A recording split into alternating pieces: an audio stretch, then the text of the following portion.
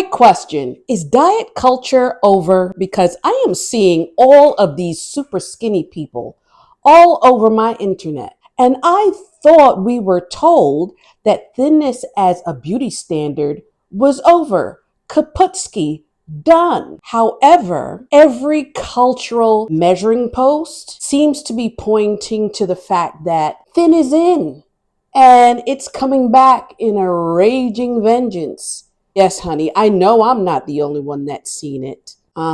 Let's talk about it in today's Make It Make Sense.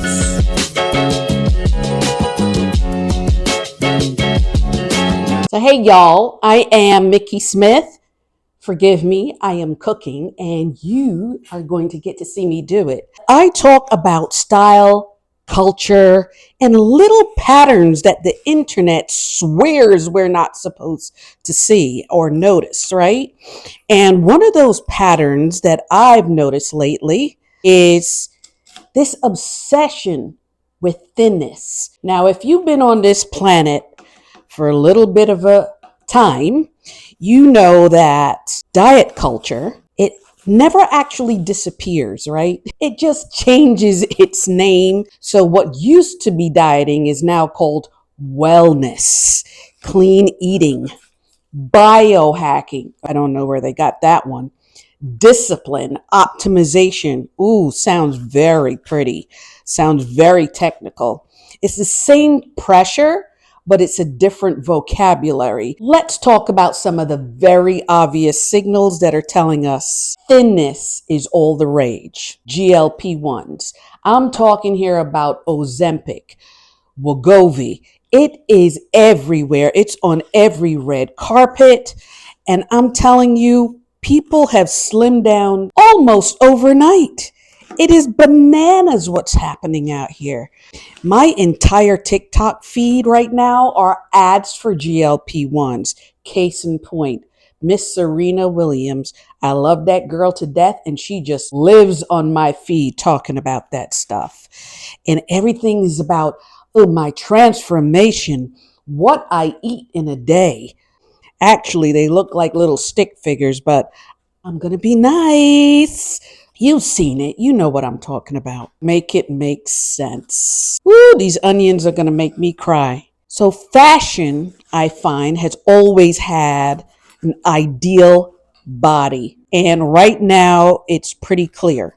We are seeing low-rise jeans come back into the mix.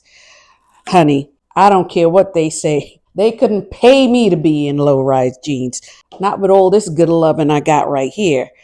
And those ultra slim silhouettes, I'm seeing so much of that on the runways.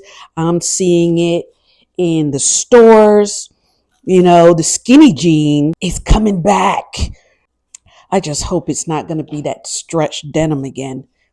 And the Pinterest boards that I'm seeing, they've all got that model off-duty vibe going. I ain't never been a model, ain't never going to be a model unless it's for plus size or mid-size style.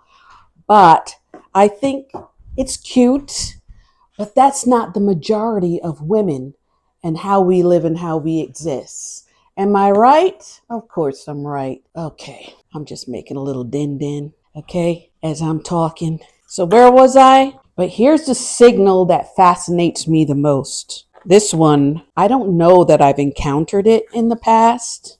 Yeah, have a little meat with my salt, right? Optimization. Optimizing everything. Optimizing your metabolism.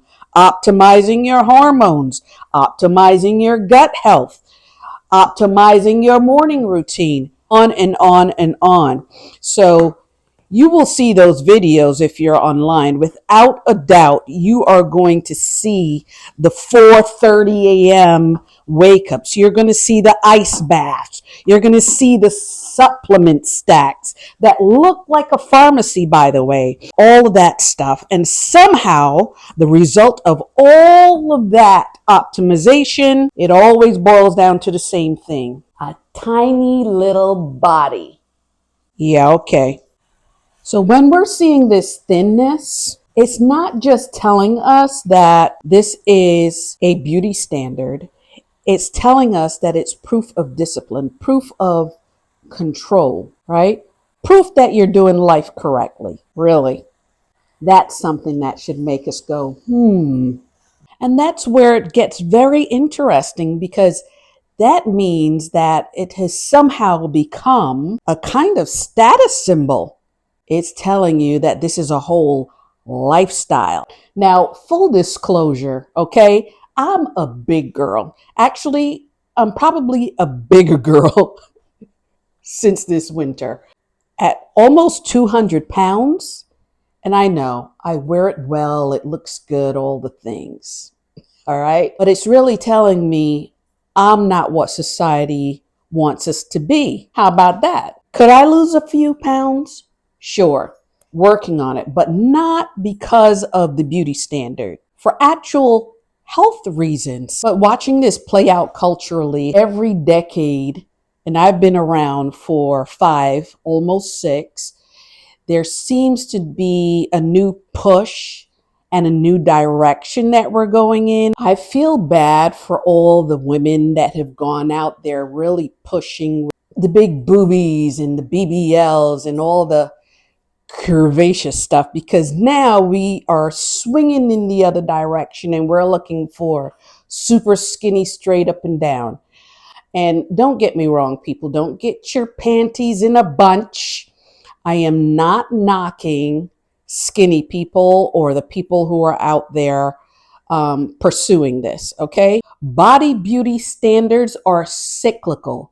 They are here for a season. They are just a trend. But the body that we live in, we have that for our entire life. So we can do with it what we want for the reasons we want.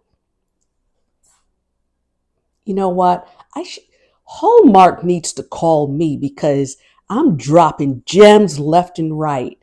If there's anything I'd like you to take away from this little conversation, besides the fact that I don't have culinary skills like that, it is being thin is something that's being pushed right now. It's under the umbrella of wellness. It has a multitude of names.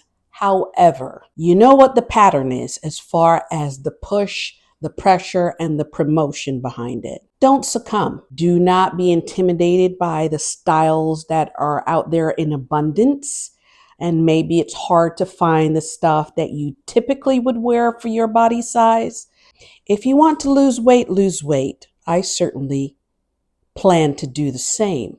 But let it be the reasons that you want to do it and not what the internet is telling you.